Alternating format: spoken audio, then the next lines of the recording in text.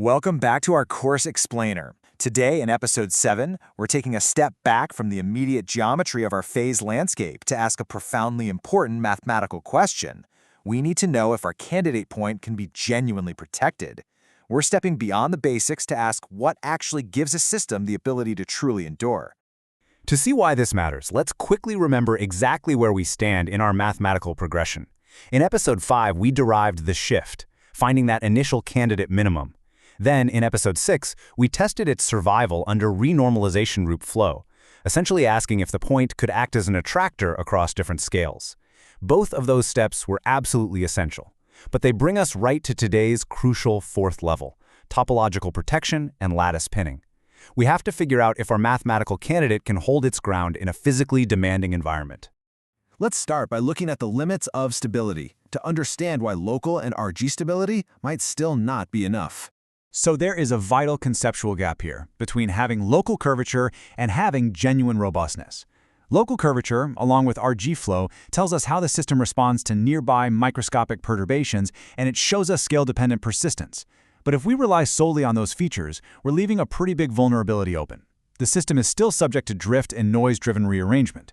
A real, noisy physical system demands something much stronger. Genuine robustness actively resists the motion of defects, and that requires some very deep structural criteria to dislodge. Let's look a bit more closely at what those specific vulnerabilities actually are. An RG stable point, even if it acts as an attractor, can still drift if there happen to be weakly constrained directions in the landscape. It can get rearranged by thermal or quantum noise, or even hop between nearly equivalent states. It could also unwind through the motion of defects. And on top of all that, it might be destabilized by an underlying discrete structure that our smooth continuum equations simply didn't capture. This is the exact gap we're addressing today. We need to identify what prevents a locally stable phase from just slipping away. That brings us to topological protection, which is our first mechanism to cross this gap. Topological protection takes stability and reframes it in plain geometric language. We are no longer just talking about a steep valley in our landscape anymore. When a state has topological protection, it means you can't simply slide out of it through smooth local deformation.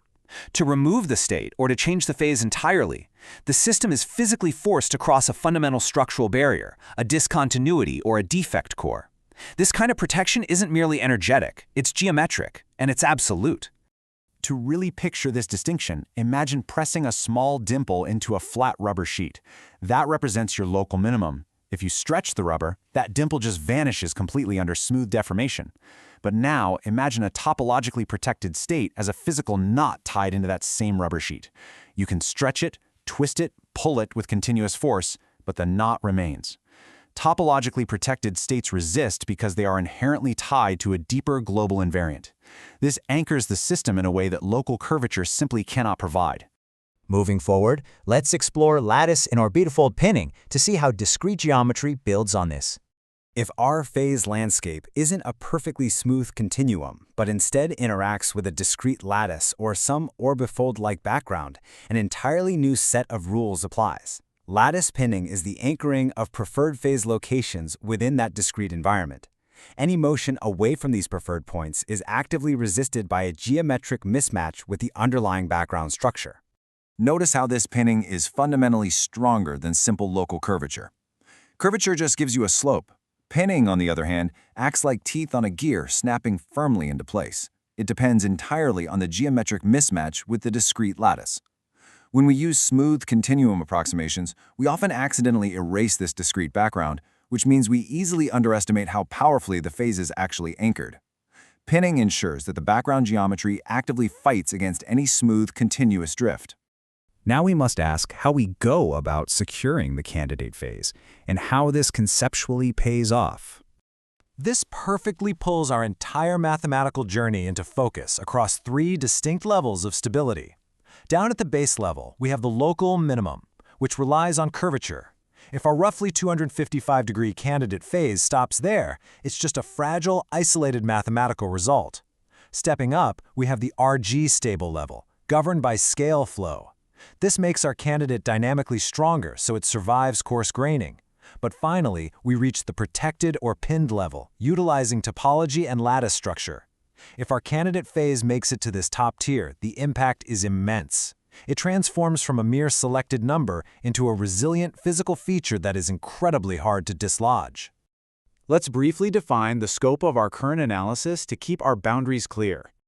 Before we start wrapping up, we need to be very honest and teacherly about what we've accomplished today and what we haven't. We have firmly established the conceptual necessity of the robustness question, and we've explored the specific roles that topological and discrete protection play in answering it. However, please keep in mind that we haven't yet supplied the full microscopic topological proof, nor have we executed the complete, explicit pinning calculations. Our primary goal today was strictly the conceptual framework, laying the mandatory groundwork for genuine robustness. Let's transition to our closing summary to crystallize the mathematics we covered today. We've covered immense conceptual ground here. First, we established that local minima, resting merely on curvature, are ultimately fragile. Second, we saw that while RG stability is dynamically stronger, it's still not the whole story. Third, we brought in the solution, topological protection and lattice pinning, which add a much deeper structural layer of robustness. And fourth, the ultimate payoff. This deep protection is precisely what makes a preferred phase so hard to dislodge when it's confronted with the chaotic realities of a noisy, defect-rich universe. There is a really vital idea I'd like you to keep in mind. A minimum may exist, and an attractor may survive flow, but only protection tells us whether the universe can really hold it. That's a beautiful reminder that mathematical selection must eventually meet physical reality. It's the essential bridge between a theoretical point plotted on a graph and an enduring feature of nature. And so, I want to leave you with this exact course reflection to ponder as we close out this session. If a minimum is locally stable and RG stable, what extra kind of protection makes it truly robust in a noisy universe? Think about how topology and discrete pinning completely change our perspective of stability, moving us away from a local slope and toward a global lock. Thank you for your focused attention during this explainer. As we move forward, we're going to keep building right on top of this robust foundation. We'll see you in Episode 8, where we'll transition from modal theory to GCF, exploring the vital roles of global constraints and immiscibility. Keep exploring the mathematics.